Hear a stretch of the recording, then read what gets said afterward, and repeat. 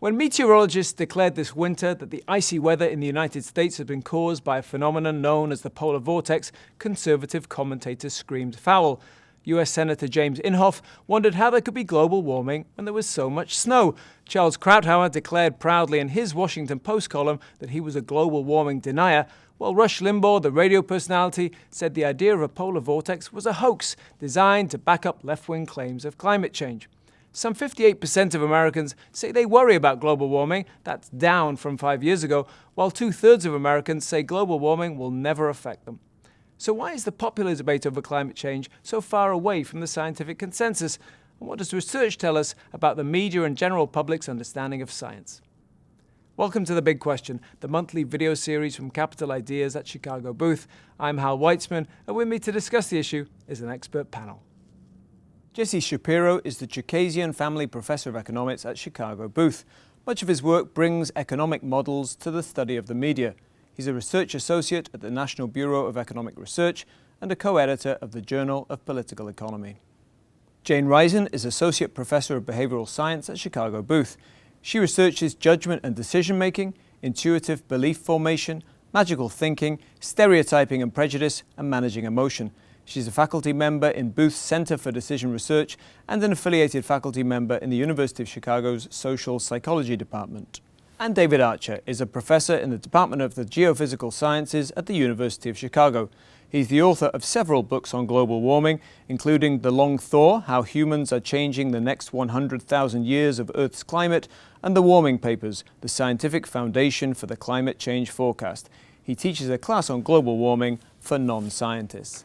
Panel, welcome to The Big Question. David Archer, let me start with you. Tell us, how strong is the scientific consensus on climate change? Well, it's absolutely ironclad that greenhouse gases play a strong role in the climate of the Earth. If we didn't believe in the greenhouse effect, we wouldn't be able to explain anything about Earth's climate. It's ironclad that human activity is increasing the CO2 concentration of the atmosphere.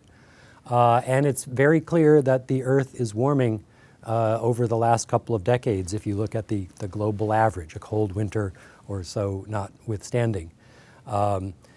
So how strong is the scientific consensus that we are making it warm? There's no model or argument on the other side that has any substance. Nobody has a model into which we can just put CO2 in the atmosphere and it won't cause severe degradation. So the argument on the con side is mostly sort of snipping about, well, the clouds aren't very good in this model or things like that are sort of red herrings. But give us a sense of, you said the con side. How many people are we talking about? Is this a significant proportion of the scientific community that studies? No, this is a handful of people who do this. Okay. A lot of times they're the same people as spoke out about cigarettes not causing cancer, things like that, those kind of people. Okay.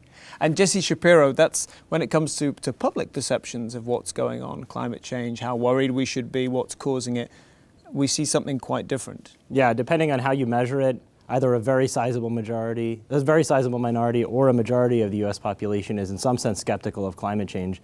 And what's more striking is that a large fraction of Americans think that there is an active scientific debate on settled matters like, is the Earth getting warmer or is there a greenhouse gas effect, which, as we just heard from David, are not really open to scientific debate anymore. That's something, as I said in the introduction, has come up again, David Archer, this idea that global warming is not settled science. There's still a debate about it. It's just a theory.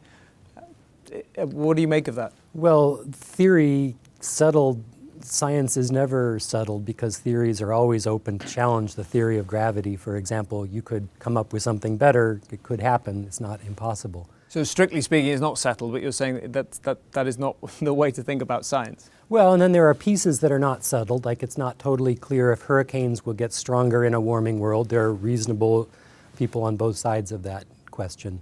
It's impossible to say if a given winter or a given event is caused by global warming, even by the nature of the question. So there's always going to be uncertainty. That is confusing, isn't it? Because the debate often seems to hinge around particular events. This winter was cold, this summer was hot, therefore X. But you're saying that often leads to confusion. It's like trying to decide if a pair of dice are loaded by tossing them once. You could have gotten whatever you get by chance. You have to toss them a few times before you can do the statistics and see.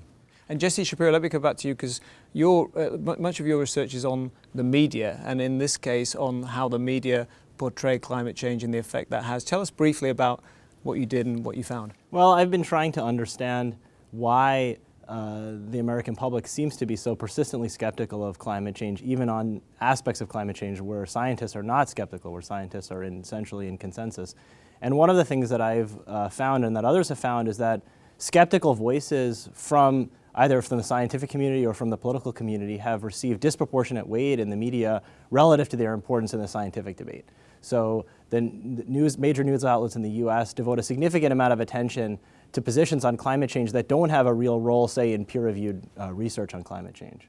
And is that, how do you explain it? Is it just because journalists are kind of looking for counterintuitive voices, or they don't really understand the science, or they just have this preconceived notion that balance is good? What are they doing then? Well, one thing that I think is very clear is that journalists think that balance is very important, that objectivity is essential to journalism, and that objectivity means, at least in part, presenting both sides of every issue.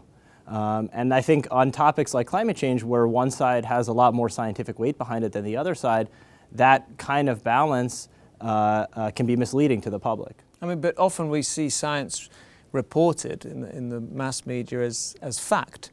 We're not debating the structure of the human body or whatever. But this like a few other choice issues, evolution being the most obvious example, is one where there does seem to be a need somehow for the media. They feel that they must balance it. Why is it that some sciences needs to be balanced and some doesn't? I think part of what's different about climate change is that there's a significant interest community on the other side of the issue. Because it's political and because it relates to a lot of public policies, there's a significant community with resources on the other side that wants to have a voice in the public debate. And the same was true, for example, of what you saw on like environmental tobacco smoke, secondhand smoke, where the tobacco companies had a significant interest in getting their narrative into the press, and they were effective at doing that. How much of this really is about, the public not really understanding what science is, how science works? David Archer, you talked about, a theory and nothing's really settled science. Jane Risen, how much do you think that, the public and the media really understand the parameters of the debate? I think that it's certainly the case that they don't understand the details of the debate. And I think that you gave a great example of sort of the idea that science is always going to be a theory and not a fact. That they're not going to appreciate that sort of comment.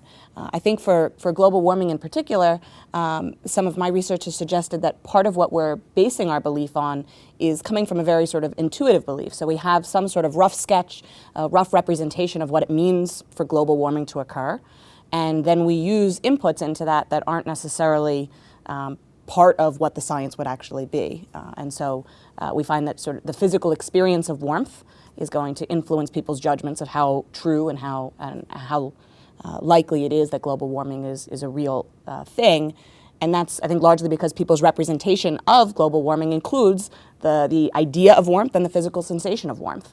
And so it's often going to be driven much more by intuitive cues rather than scientific consensus. So even if you got a very clear message from the scientific community, you're still going to be sort of up against a little bit how much that can really be sort of integrated into the way that people think about these issues. So you're suggesting almost that people have their own proprietary opinion on climate change and, forget about what the scientists think they know. I feel warm.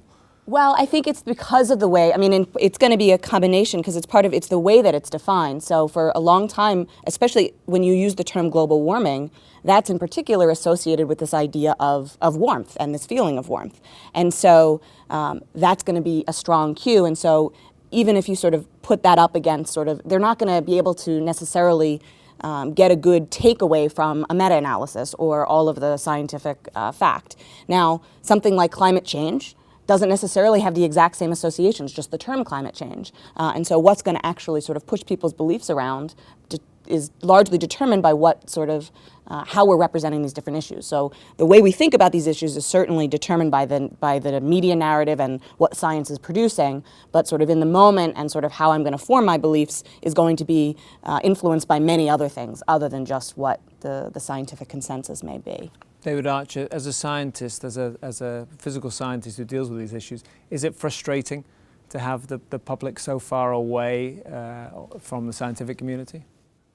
I think there's sort of a psychological denial because it's just so horrifying to think that our way of life is destroying the world. You know, I'm going to fly to Vancouver next week and I'm sort of consumed with guilt by it. I feel like if there were any adults in the room, I wouldn't be allowed to do that because, you know, it shouldn't be allowed. We shouldn't be allowed to do this to the planet. It's a hard thing to come to grips with, and I'm going to fly there anyway because I'm sharing in this denial as well. I mean, how can we not? Right. You mean if we actually admitted the scale of the problem, it would we'd all be frozen? I don't mean actually we are, frozen. yes. Psychologically frozen, yes. I think it just takes time and getting used to the idea and maybe turnover of the population before we can come to grips with this emotionally, is my feeling. So this could be a multi-generational process. Jane Risen, since you referred to your research, tell us more, because it's fascinating, this idea that feeling warm makes you kind of more susceptible to the argument that global warming is occurring. So tell us about your research on this. So we ran a handful of different studies. Some of them were sort of just looking at it outside. So we find a correlation, a relationship between how warm it is outside and people's beliefs. And that can be accounted for by a sort of a host of different psychological processes that can give rise to that. So there is this tendency, people don't have a good sense of that we rely on available information in a way that doesn't actually sort of comport with what the actual information we should be using. And so if it today happens to be very hot, we might think of that as a good example. And there have been other studies to suggest that that's true. But beyond that, we actually found that the actual physical experience of warmth is also playing a role in it. So when we bring people indoors and put them in a cubicle and just either warm the cubicle up for 15 minutes before they come in and then take that out, that people also report feeling more strongly when they're in the warm cubicle. And this doesn't go away even if you ask them about the warmth, which is sort of a trick that psychologists often use. If we think that you're unintentionally using a cue that you would correct for if you could, we draw your attention to it, but that doesn't get rid of it. And we find that the same thing happens actually if you make people thirsty, then they believe more in drought. So the physical experiences that we're having are powerful and that's even more extreme than the example of going outside on a sunny day, because you're controlling there's no the information, environment. right? I mean, that's our hope was that the same is true in the cubicle, where there's no way that the room that I'm in can't be because of the earth warming, but maybe that's even more clear with the pretzel example. So we have people eat pretzels to get thirsty, and then they think that drought is more likely to occur. And what we find with the global warming in particular is that what's happening is that when people are feeling warm, they are simulating, they're imagining a world that is sort of more, it's easier, they have a clearer mental representation of what a world plagued by global warming would look like. So sort of pictures of hot deserts and things like that are clearer to them than to people who aren't in that room. And that clarity seems to be driving their judgment. So it seems to be that feeling warm just makes it easier to imagine that this is going to happen. And so when we think about how you might sort of push people around, making it easier to feel and to believe that this is actually this terrible experience, if you make that easier for them to picture and easier for them to imagine, I think it could have an impact on people's general beliefs. And does this tie into your research, Jesse? Because you write a lot about the media and their portrayal of climate change, but actually polls suggest that the public think, many people think that the media exaggerate the problem, even though you find they're actually balancing too much, perhaps. The way I think about it is we, as citizens, don't have time to research every public policy issue and become experts on every issue.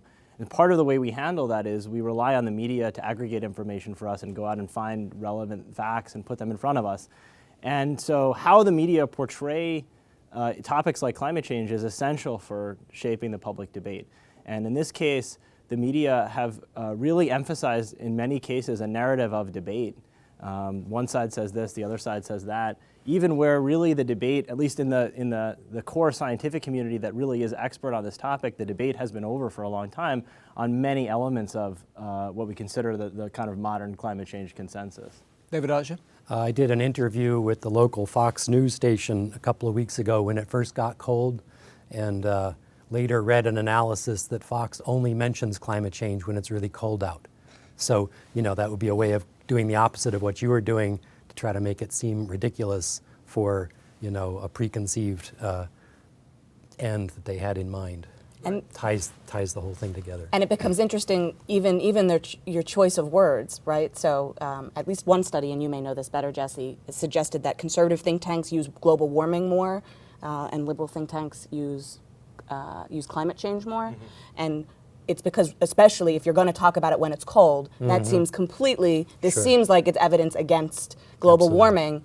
If we can sort of broaden what it means, what the actual sort of consequences are, if it also includes extreme weather and things of that sort, if people recognize that that was part of what the effects might be, then other patterns may not seem discordant, but actually sort of fit with their theory. But if you think about it just as hot days suggest that it's getting warmer and any cold day is proof that this isn't happening, then you have problems. I told the Fox guy it was global weirding, and he seeed to like that. Yeah? Yeah. You know how they cut to the people sitting behind the desk after they said global Right. weirding. How about that? I actually think that's a great term. But it's like a fever. I mean, you have a fever of a few degrees, and it doesn't. What you feel is not the warmth. You feel sick, and you know, it's the add-on things. It's the same way with climate. It's more than just the temperature. Jane Risen, I was going to ask you, your research suggests that people are quite easily they're malleable. Yeah. Their views will change depending on what their circumstances. Does that mean that these views that we hold, we tend to think of conservatives as being generally more skeptical of climate change than liberals. Does that mean that these views actually aren't very deeply held, that we're quite easily suggestible in one direction or another? So from my perspective, all preferences, beliefs, goals, attitudes, they're all malleable to some extent. So when I look to see something moving around, I don't necessarily take that to mean that it's not deeply held. So my taste for coffee is stronger in the morning than the evening. It doesn't tell me that I don't really like coffee. It just tells me something important about the fact that time of day matters. And so I think of the same thing with the global warming research, is that, yeah, we can push people around. We're not getting someone from, someone who, ours is on a 9-point scale. We're not going from 1 to 9. We're shifting people sort of, I think, the conditional differences are about 1 point. So they're not huge, but what's important is what's moving them. So it's the experience of warmth that's moving them. And interestingly, unlike a lot of other research that's been done in this topic area where you sort of present arguments and you look at who agrees with things, you see a lot of these ideology differences between liberals and conservatives. In our work, we don't see that. So we see that there are baseline differences in terms of how much they agree, but at least within our sample, the liberals and the conservatives are influenced to the same extent by the experience of But warmth. they start from different places. They start from different places and they end in different places, but the amount that we're moving them with the manipulation is the same, such that it turns to a pretty picture if you happen to split it up, that we get basically that a warm conservative ends up looking like a cold liberal in our particular study, which doesn't mean very much, but you can sort of, that's the sort of, if you just, within our sample, if you think about the comparison of the size of these effects. I see. Jesse Shapiro? One of the things that I think is interesting and that ties together some of what David is saying and what Jane is saying is that during the recession, there was a big increase in public skepticism about climate change. And I mean, I don't know for sure, but I think part of what's going on is the recession made people realize, hey, we have other priorities right now. This is not the most important policy issue we're facing. And so part of how people expressed that was not that, well, climate change is certainly happening, but we think we shouldn't take policy action today, but more, no, I don't really believe this is happening. So part of what people are expressing is their beliefs about the science or about the fact are also really reflecting their beliefs about policy priorities. And those are very malleable. So is that just that someone says, well, I'd rather have a factory job and have that factory, create carbon emissions that damage that might cause global warming, than not have a job and help the environment? I think that is what it is, but what's interesting to me is it comes out even if you ask people questions that don't relate to policy. Like, is there solid evidence that global warming has begun, or do scientists generally agree that global warming is occurring? Even on those questions, you saw the recession have a huge effect.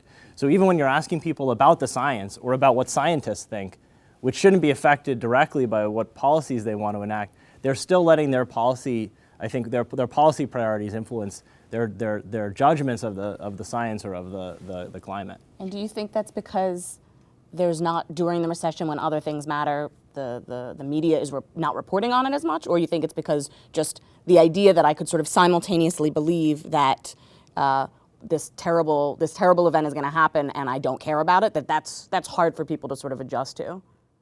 If I had to guess, I'd say it's the second of those, because during the entire 2000s, basically, there was a general pretty big increase in attention to climate change in the media, and I don't think it fell dramatically during the recession. But I do think people would have a hard time saying, I think we should ignore this problem for now because we have other things to worry about. But yes, indeed, the scientific consensus is quite strong, and it is a severe issue that we eventually need to confront. So they're basically shaping what they think of the scientific consensus, depending on what their view is at the particular moment. That's my reading of the evidence. Yeah, I do think they're doing that. So they do care about they kind of do care about the scientific consensus, which brings me back to you, David. Actually, presumably this matters because it affects public policy. If the public think that there's more of a debate than there really is, then politicians, as we said at the top of the program, they also think that there's more of a debate than there really is. What could scientists do to shape these perceptions and to do more? So is it about getting more information out there, or is it about telling the story differently? It's my job, huh? Well, I'm asking, or do you care? Maybe it's not important. Well, it's certainly something that I've spent a lot of time trying to do. If you look from one year to the next, things can be discouraging. The latest recession or even winter, everything falls apart. But if you look over decades, it does seem to me that there is evolution on this toward, treating it as the ethical issue that it is. I sort of draw a parallel with the institution of slavery, which persisted. Our revered founding fathers had slaves. How can that be? But they probably couldn't cope with life without, the way things were, and so they didn't deal with it. I think that's where we are now, and we're getting where we need to go slowly, but I think it can be quickly enough. If we can ramp down carbon emissions in the coming decades, that's what we need to do, and that's the time scale in which it seems to me people's perceptions are evolving. I try not to get too depressed every time I go to the airport or read the newspaper or something, but that's my optimistic perspective. And you drew a comparison earlier with the tobacco industry, which is fascinating, because in that case there were big vested interests pushing the other side, pushing the side that we later found out was... Well, there are big vested interests here too. Right, and Jesse Shapiro, your work touches on that, doesn't it? The vested interests who are kind of pushing these other voices that balance the consensus. I think that's right. I mean, we don't know as much about what's going on behind the climate skepticism as we do about what went on behind the tobacco skepticism, because that was longer ago and we now have documents that we can review. But there is a very organized set of interest groups that oppose climate change or oppose the climate consensus, or think it's wrong, or think it's going to misdirect policy, and want to change the public perception and make sure that the public does not converge to the scientific consensus. And those folks are pretty energetic, and they're organized, and they have good media training, and they sound good and look good on camera. And they tend to say controversial things. And they tend to say controversial things that make it attractive to put them on programs like this. Well, we haven't had any on yet. Maybe we should have invited them to come along. I was more interested in how the issue was perceived. It seems to me this is an American issue in particular. Would you agree? I mean, in Europe, they seem much more on board with sort of precautionary principle in all kinds of issues. Yes, I think the evidence is very clear. Among developed countries, the U.S. is by far the most skeptical. European countries are much more. The European public is much more in line with the climate consensus, and the European media give much less attention to climate skeptics than the U.S. media. Definitely. I mean, am I not right that the BBC actually, in a couple of years ago, put out a note to their reporters saying you do not have to balance stories about climate change? Right. The previous BBC editorial guidelines had said something like we have to be fair in presenting both sides of an issue. They revised, I think, in 2010 the editorial guidelines, partly because of comments about climate change. They revised the editorial guidelines to make clear that being fair to both sides does not necessarily mean giving equal weight to both sides if both sides don't have equal weight in the relevant expert community. And you also have some data from Germany, I think, about climate change. Tell us about that. That's right. So the German public believes is about twice as convinced as the American public in anthropogenic climate change, and German news media devote way less attention to the relative to the American press to climate skeptics. And if you ask American journalists, what do you think objectivity means? They say objectivity means presenting both sides of an issue. If you ask German journalists what objectivity means, they say making clear which side has a better position, which is very different and I think is associated with very, very different coverage of topics like Where climate does that change. come from? That's a very good question, and people have been debating that question for a long time. Some people think that the American tradition of objectivity came about in the early 20th century because the U.S. had such a strong and well-organized public relations sector trying to influence the press. So journalists basically circled the wagons and said, we're going to protect ourselves from public relations by always mechanically reporting both sides of an issue. And that's one theory that people have put forward for why this developed so much more strongly and so much earlier in the U.S. than elsewhere. And it's also institutionalized here, isn't it, in things like the Federal Communications Commission, haven't they mandated balance, at least on party issues? Right. I mean, there was this principle called the Fairness Doctrine, which the FCC used to apply to broadcast journalism, but they've sort of backed away from that, and so that isn't really a big factor now, and it's never applied to print journalism in the U.S. So print media have in general in the U.S. been almost totally unregulated. They can say essentially anything, and they don't have to present both sides of an issue, but they do. Jane Risen, we were talking earlier about what scientists can do, and David Archer, you almost suggested that naturally things are, the views are getting closer together between the public and the scientific community. What do you think? Is there something more that the scientific community could do that would move the public's opinion? Probably a lot of the things that Jesse mentioned for the other side. So if it was as organized and as you had people prepared and well funded and everything, that would obviously help. I think just a recognition about what it is that people are relying on is important. So I haven't heard of this term global weirding. And what I really like so much about it is that it just immediately captures the sense of it's going to lead to weird things that you're not used to. And so what that means is that when I experience any sort of unusual event, an unusually cold winter, like in the polar vortex, or an unusual hurricane, or things that sort of are out of the norm, that's actually going to be very easy for me to sort of put that and have that sort of be compelling. Now, I don't actually know whether the scientists would say all of those things should go in, right? There's going to be some debate about some of those. But I think in terms of people's perceptions, if that was the way that you could get people to sort of think about the issue, if you change what counts in terms of their perception, then you're going to have a much easier time moving them. And your research would almost suggest that the more that those effects happen in the climate, then the more people will kind of believe in the right, the which global I mean, warming. to the extent that if global warming is causing these different weather patterns, and these different weather patterns then lead us to believe more, that's good, right? At least then we're all going in the same direction. Maybe the order is a little silly, but at least that's all moving in the same direction, right? So as long as we're sort of the actual effects of global warming are being tracked in people's minds as really sort of fitting in with their representation of what that is, then I think you would have more success pushing it. Jesse Shapiro, what do we know about the way that people learn about this issue through the media? If they read more, if they know more about it, do they tend to go more towards the scientific community?